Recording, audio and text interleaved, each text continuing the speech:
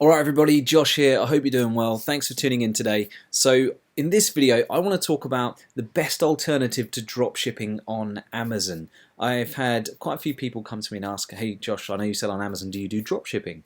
And there's a lot of confusion between what I do and dropshipping and how the two are different, because whilst from the outside they can seem a little bit similar, there are some quite distinct differences between the two.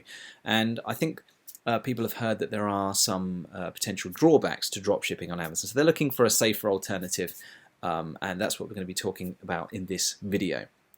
So what is the best alternative to dropshipping on Amazon?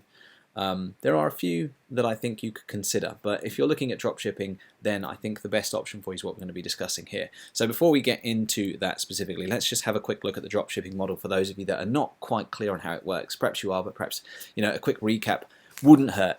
So the dropship model, it starts with a customer, someone who's looking to buy a product. They go onto a website, perhaps that's your shop, or in this case it would be Amazon. So the customer goes onto Amazon, they find a product they want, and they buy it.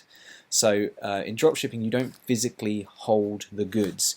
The goods are held elsewhere. In fact, you don't buy the goods ahead of time. So that's one of the benefits of dropshipping. You don't have to buy your inventory ahead of time. You simply advertise what you're offering for sale, and then when the customer places the order, you then place that order with the supplier. So it's cash flow positive in that respect. So if you're selling a video game for £20 on Amazon, you sell it for £20, you go and buy it from your supplier for £10, the supplier will then ship your order or that order directly to your customer. So it sounds wonderful, right? You don't physically have to hold any inventory, you don't have to buy any inventory ahead of time, it's cash flow positive, everything is great. Except for there are some drawbacks with this model. Okay, and we'll get into those in 1 second. Let's just talk about the benefits here quickly. I did cover those just then. So first of all, number one, you don't need to buy any inventory up front. You can just start advertising and start selling. You don't have to put any cash up front. Right. The next thing is it's cash flow positive. I touched on this again just a moment ago. You get paid before you have to pay anything out. Again, another positive aspect. And the third point here is it's reasonably hands-free in that you don't have to go out there and buy inventory. You don't have to ship out orders because that's being done on your behalf. It's being done by your supplier. So that's pretty decent, right? It all sounds really happy and like a great model from the outside in. However, there are some drawbacks, and this is specifically when it comes to dropshipping on Amazon. So this is where you list products for sale on Amazon that you don't physically have, you haven't yet bought, but you could buy from a supplier. Number one, you have no control over the delivery speeds. Amazon is a customer-centric company.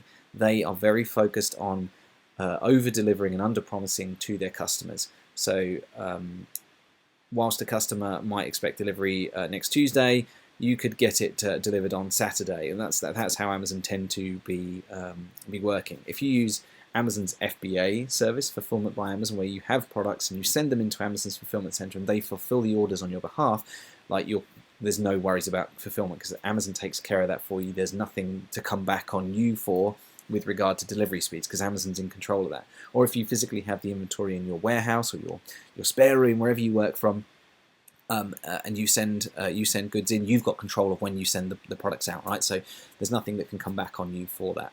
But if you're using another supplier, they are in control of the delivery speeds. They have access to the tracking information. You don't. So if a customer doesn't receive their order, they're going to come to you, and you're going to be like, oh, you're going to be going to your supplier and saying, hey, where's this order? And they're going to be, oh, we don't know. So that isn't good. And then you then put your seller account at risk because Amazon's going to say, hey, look, we need tracking numbers for these because you're sending goods out. And every now and then they're going to come to you and they're going to say, hey, we see you've got this particular video game listed for sale. We just want to check that it's authentic. So can you please give us an invoice to show that it's authentic? And this is before you've even sold it, right? And then because you haven't actually necessarily sold one so far, say you've got 10 available for sale, Amazon will want to see an invoice to show that you've actually got 10 of them. So I haven't ever dropshipped on Amazon before. I've dropshipped elsewhere. I have my own store where I dropship, which is kind of separate to this. But I haven't dropshipped on Amazon because I do know that Amazon every once in a while will come and ask for an invoice to prove that you actually have what you have authentic goods that you're selling on their platform. And for that reason, if you can't supply them with an invoice, that could be the end of your account. Right, so dropshipping is a fantastic model. I'm in love with the model, full stop, but not on Amazon. So what is the alternative? What is the alternative that is still relatively hands-free, that's easy to get started with, that is reasonably low cost to get started? I mean, you could start this particular model we're going to discuss in a moment with £1. You could start it with £10,000.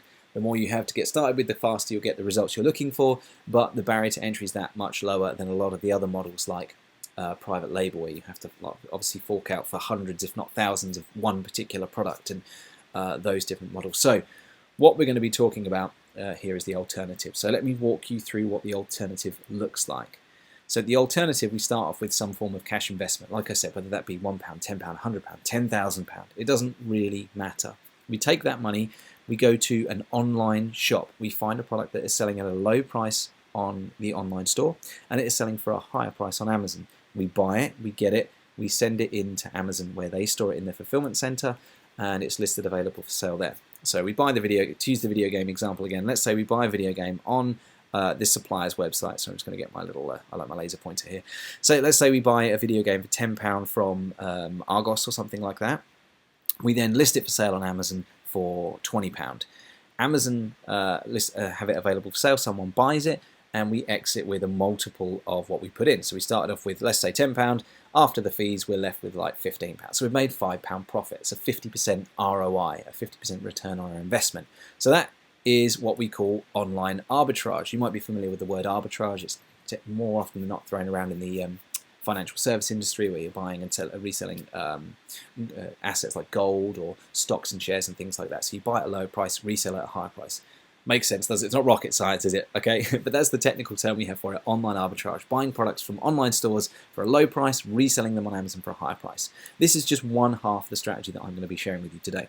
So the second half is we do the exact same thing. We take a cash investment, but we go to a physical retail store, I don't know, like a supermarket, Tesco for example.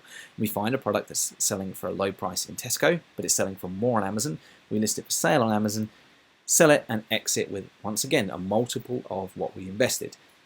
We could do the exact same, use the exact same example here. We buy a video game for £10, sell it for £20, exit with £15 after all our fees are taken care of, including postage and everything like that, and we have a nice tidy profit. But the part about it that makes it hands-free is that Amazon will, like I said earlier on, they will store your inventory in their warehouse for you on your behalf and ship it out to your customers on your behalf. So that means the only physical handling of the goods you have is when you buy them, you ship them in, and that's it. You never have to touch them again. And then the best part about this whole model is we take our profit and we reinvest it back into the beginning. I'm sorry, I forgot to mention that this is online arbitrage when we buy it from online stores, and retail arbitrage is the other slight differentiation of the model, where we go into physical stores and we buy the stuff. So online and retail arbitrage, two similar strategies with a slight difference about where we buy the products from. So I was saying about the profit, we take the profit and we reinvest it back into the front end here. So if let's say we bought one video game from online arbitrage and one video game from retail arbitrage, we made £5 profit on each. So we started with 20, we exited with 30, we then put that £30 back into the front end and recycle, rinse and repeat, and we just keep growing and growing and growing our money at a much higher interest rate than we would get in the banks, at a much higher interest rate than we get in premium bonds or anything like that. It's an extremely lucrative, fast way to grow any cash that you might have. So we're talking like £10 here. Let's stick another zero on, put 100, or perhaps 1,000, 10,000. So you can see how you can grow your money very, very quickly indeed. All right, so that is the online and retail arbitrage model. It's a model that I've specialized in for the past 8 years. And in fact, if you're interested in learning more about that, I do have a more in-depth training that you can go and watch for free right now.